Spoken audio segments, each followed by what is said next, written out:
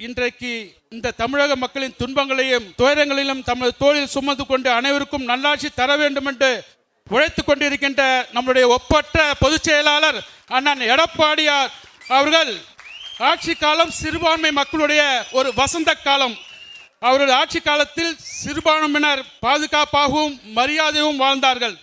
சிறுபான்மையினருக்கு பல முக்கிய திட்டங்கள் வழங்கப்பட்டன. இன்றைய சிறுபான்மை வகுப்பை சேர்ந்த பெண்கள் வீட்டிலேயே முடங்கி கிடக்காமல் சொந்த தொழில் செய்வதற்கு கூட்டுறவு சங்கம் மூலமாக வட்டியில்லா கடன் வழங்கப்படும் என்று தேர்தல் அறிக்கையை கொடுத்த ஒரு தலைவர் நம்முடைய பொதுச் செயலாளர் எடப்பாடியார்.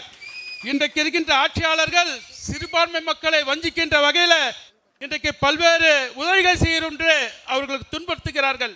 இதையெல்லாம் போக்க வேண்டும் என்பதற்காக தான் நம்முடைய கூட்டணி வலுவாக பெற்று வருகின்ற காலங்களில் தமிழகத்தில் அண்ணன் எடப்பாடியார் தலைமையில் ஆட்சி அமைய வேண்டும் என்று இந்த இப்தார் நிகழ்ச்சியில் நாமெல்லாம் உறுதியேற்போம்.